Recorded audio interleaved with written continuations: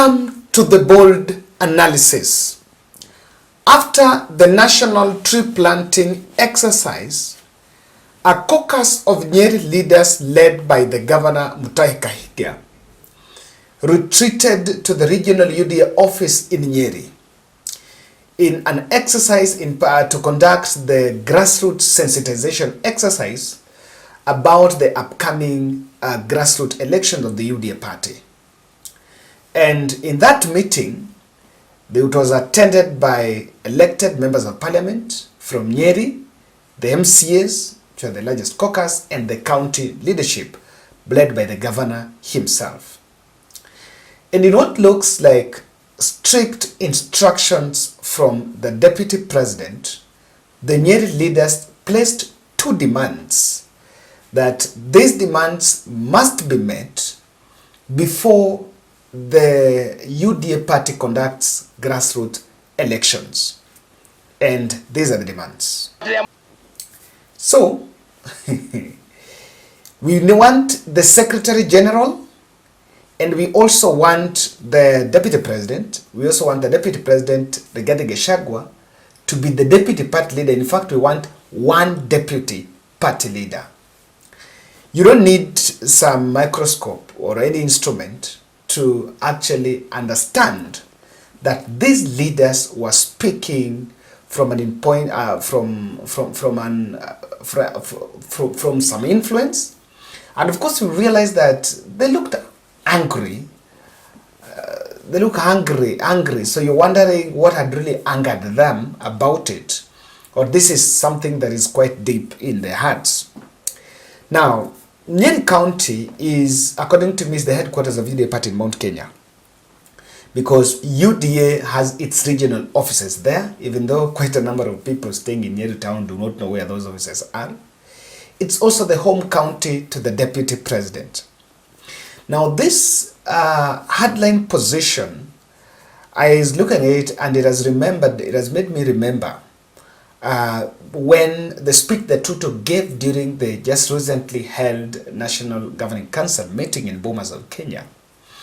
When contrary to what they are saying, William Ruto believed that everyone holding any other position in the party is actually holding that position on a temporary basis, and the party belongs to the members, and that's why they were calling for those grassroots elections. Itana hapa tuwe na mkutano wa chama, tuweze kupanga chama yetu na tukubaliane vile chama itaenda mbele na vile tutashirikisha Wakenya zaidi katika mambo ya chama yetu ya UDA. Na jambo la tatu, tumekuja hapa kupanga vile chama yetu ya UDA, kwa sababu chama sio ya wale sisi tumeketi hapa. Chama ni ya wenyewe, na wenyewe mnawajua. Wenyewe ndio wale walitupigia kura, watu 7.5 milioni. Tunataka tukubaliane vile chama hii ambayo ni chama tumepatiwa kwa heshima kubwa, tuweze kuiendesha kwa niaba ya wale, vile tunaweza kuunganisha chama hii na wenyewe. Hatuwezi kuwa madikteta tuwaambie lazima mfanye hivi, hapana. Na nimesikia watu wengine wetu hapa wanasema lazima wafanye hii, lazima, hapana. Lazima, hapana. Unasema tu ni vizuri kama wangeungana na sisi, si ndio? Lakini hatuwezi kusema lazima. Lakini tunataka idhini yenu, tuzungumze na wao ili tuwashawishi wale watakuja kuungana na sisi, waje tuungane, tuwe ni chama kikubwa cha kitaifa pamoja, si ndio? Wale wengine ambao wako na maneno tutaona vile tutashirikiana na wao, si namna hiyo? So nataka tukubaliane hivyo ndio tuweze kwenda mbele pamoja. Ya mwisho, my third assignment katika hii mkutano ni tukubaliane mambo ya uchaguzi wa chama. Mimi naona hapo ndio mmenyamaza. Hapo kwa uchaguzi. Hapo kwa uchaguzi, my friends, tunaelewana? Nyinyi mnajua hii chama tulifanya ukarabati madakika ya mwisho, si ndio? Mungu akatusaidia tukafaulu. Sasa Sisi wote hapa, hata mimi kama party leader, hakuna mtu amenichagua. Ndio? Mimi niko tu hapa. Kirikiji yako area tu hivi. Hawa watu wote, hata hii Malala, sijui research, hata sasa anasema asante sana nimepatiwa nafasi, lakini wenye chama hawajasema, sasa watakuja kusema. Now, so for those who are getting it for the first time and you want to understand what exactly is happening here, why are we here?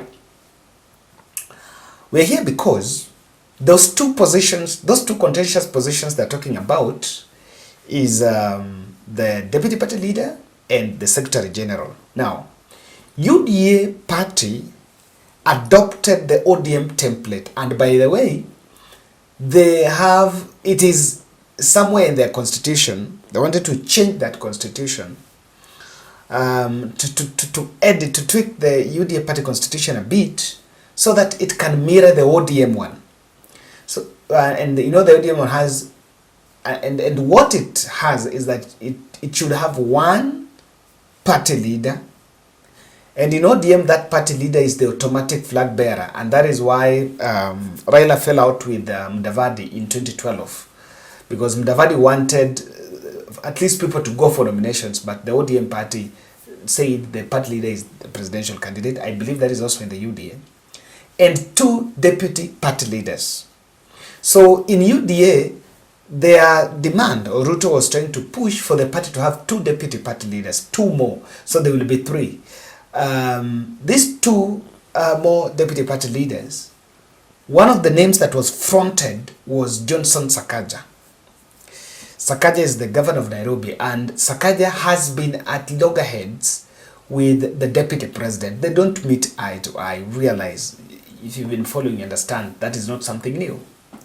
So, and again, one deputy party leader was either to come from the central, not central, to come from the coast or the other side of Western. That is if they lost the SG.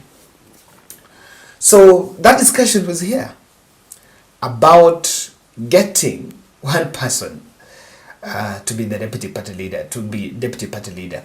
But of course, by then I think Ruto was fronting Sakaja because he knew very well that Sakaja doesn't get along with Rigathi. So it will be a very good opportunity to checkmate Rigathi Gachagua.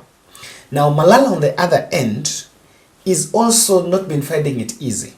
Malala, the UDA-SG who took over from Veronica Maina, when Veronica Maina was nominated as a senator, has been getting the backing of Ruto Axis. There are a clique of Rift Valley MPs and leaders who support Malala, but Malala is facing hostility from two camps. The Mount Kenya camp aligned towards Rigathi Gachagua, and there is also the Western camp that believe that Malala is a latecomer in UDA party and ought not to have been given that opportunity. And I agree, by the way, he's actually a latecomer. He had to be snatched. I don't buy whether in the spirit of supporting political parties, why Ruto had to go and snatch Malala from the ANC to be the UDA Secretary General. But of course, it was one of the ploys of making sure that to kill ANC. So Khalwale and Didymus Baraza do not want to see Malala. And this is what Baraza once said about Malala. So, things are thick and thin. Mount Kenya is putting its demands on table. Now remember, the reason why Ruto wants the two deputies is, and will want the two deputies and to give the SG to Western. And the one will be to manage, will get the crowd. Not want Rigathi to take hold of the crowd. And number two will be to push Malala. Malala was pushed, was also brought forth just to checkmate Kina, to push Mudavadi and Wetangula to the periphery. Ruto has been believing that he needs to do away with the kingpins. So that's why the same coup was done on Uhuru Kenyatta Mountain. It's the same coup that Ruto wanted to do, the coup he wanted to do on Mudavadi and Wetangula using Malala. And that is why he would realize that Malala was speaking, was even talking, saying the Ford Kenya ANC are village parties, and has gone forward. Whenever he goes to Western, he's been trying to attack Mudavadi and Wetangula, and that has not gone well with him, especially in that region. with some leaders now like Khalwale saying that Malala is going beyond, is crossing the red line. So these demands are here, and there are quite a number of things at stake, and I can say that if that is the first sensitization going on, if it cannot be managed, then it's clear that UDA can crumble there. Let me give you another scenario, and I think I've always told you here, the political development as far as this party is normally concerned. There was, Anne Waiguru was supposed to be the chairperson of the party, the position that was given to Cecil Mbarire. So that Cecil Mbarire was to become the COG, the chairperson of governors. UDA was supposed to front. But things shifted, and Waiguru was taken to the COG, and Cecil Mbarire was taken to the chairperson. So what happened is, because Anne Waiguru is serving her second term, so she should be so ideal to run party and lead the front line for UDA campaigns, because with that she would get impetus to be in the next government. But Rigathi did very smartly and pushed Cecil Mbarire to be the chairperson, and Malala and Anne Waiguru missed out. So that is also one political twist that if you talk to insiders, you will actually get to understand. Now, why is Rigathi putting these demands? Because it's clear the person putting these demands is Rigathi Gachagua. Those MPs we are talking about, for me, I don't see. There are 4 reasons. Number one, Rigathi has always wanted to fashion, and not even wanted to fashion. He believes that UDA party belongs to Kalenjin and Kikuyu.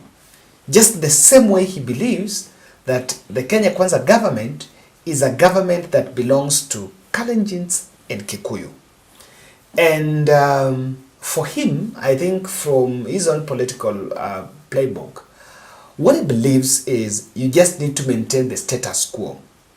That is why I can tell you that given the chance, Rigathi will just advance, will be more comfortable if the two communities are the ones that are taken care of. Even if the whole country will complain that we are being left out or no one is thinking about us, he would want that. The reason why Rigathi wants that is that's the platform where he wants to launch his presidential bid after William Ruto. And the same thing that happened, you know, sometimes politicians are a bit just short-sighted. Uhuru served 10 years and William Ruto took over. If William Ruto serves another term or 2, so is it, and then you also want to take over and you want to use the same matrix. Sometimes I wonder whether politicians are a bit strategic, because Rigathi just needed to open his wings. There is one thing I've always known, and I want to accept with what some analysts say, that Rigathi is the best person from Mount Kenya that can take Ruto head on, because he's a bit brave and he goes for it, and then he also has the machinery.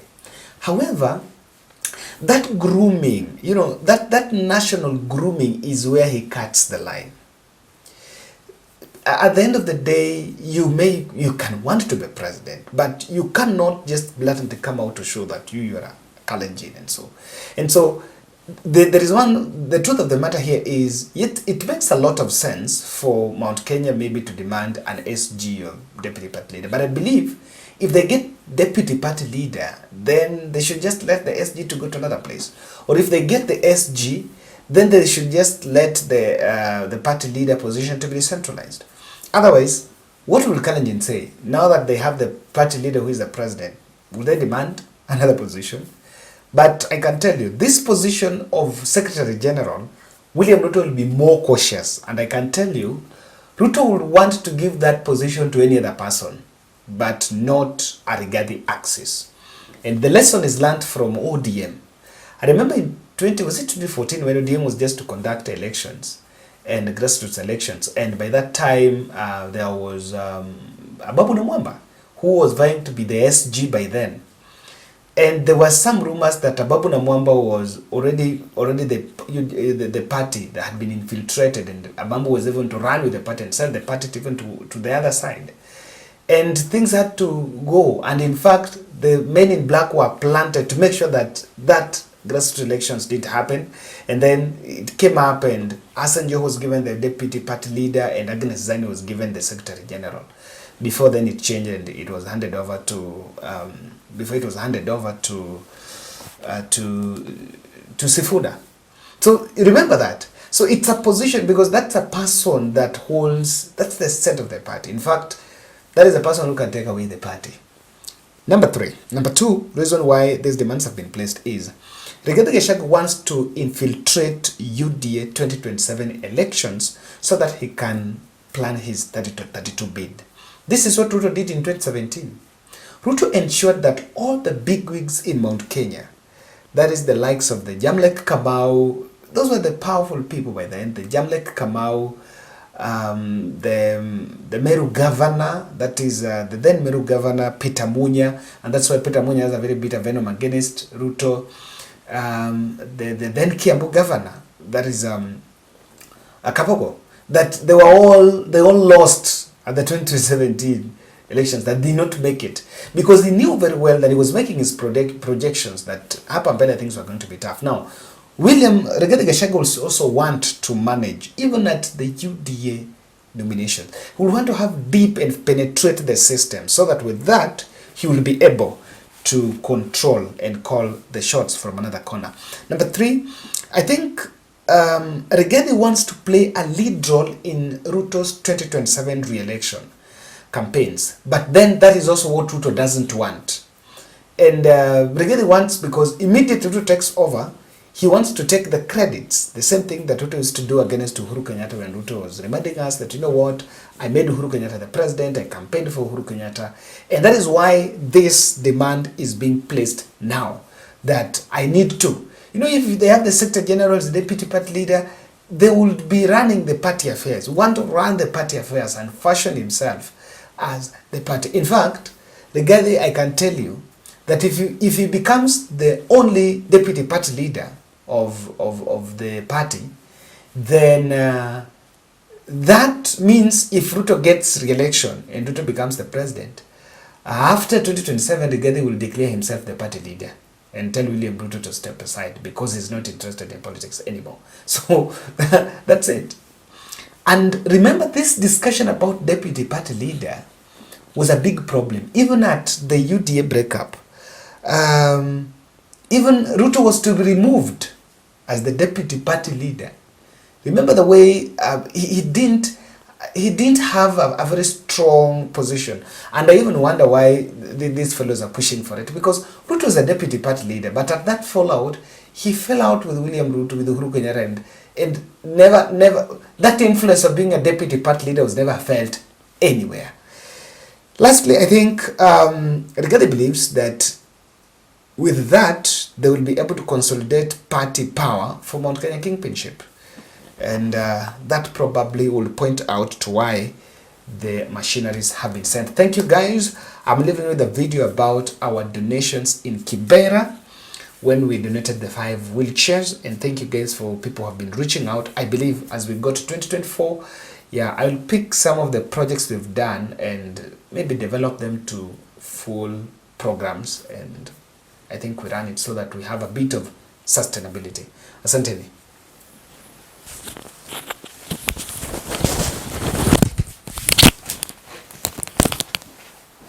So we're here as we had promised that we were coming to this other side of Kibera to deliver the wheelchairs.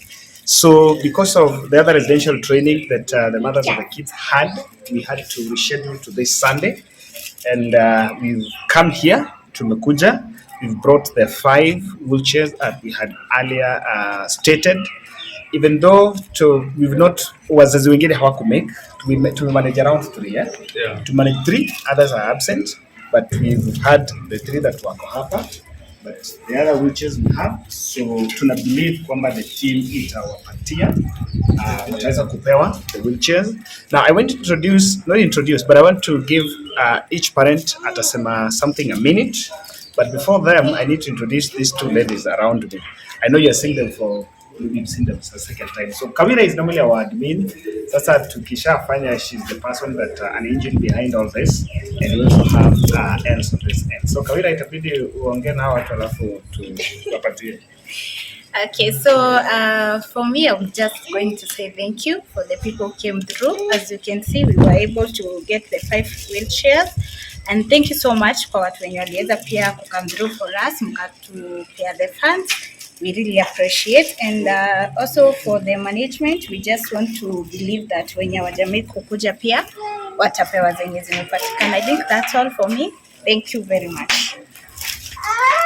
Yes. Mama Benja, I say something. Okay. Mimi nasema ni asante kwa hiyo organization yenu ambayo mmeamua mnasaidia watoto wenye wana disability. Pia nashukuru kwa hii wheelchair ambayo mmetusaidia nayo. Kama mimi nilikuwa already, watu walikuwa wananicheka kila wakati ni mtoto wako kwa mgongo. So nimefurahia kwa sababu Benjamin atakapokalia hii wheelchair itakuwa ni kazi rahisi, ni kumsukuma tu, nikimlete therapy, maybe nataka kuenda somewhere, ni kusukuma tu. Nashukuru kwa hayo ambayo mmetenda, na mzidi kutenda. Mbarikiwe sana. Ni hayo tu, na mbarikiwe. Hata mimi naitwa Eva ama Njeri ama Mama Nancy. Nancy ndio huyu. Kwangu ni kurudisha shukrani kwenu. Juu ni wengi, watu ni wengi wangetukumbuka lakini hawakutukumbuka, lakini nyinyi mmetukumbuka, na sisi tuko hapa tukisema ni asante. Mungu awabariki na waongezee wema.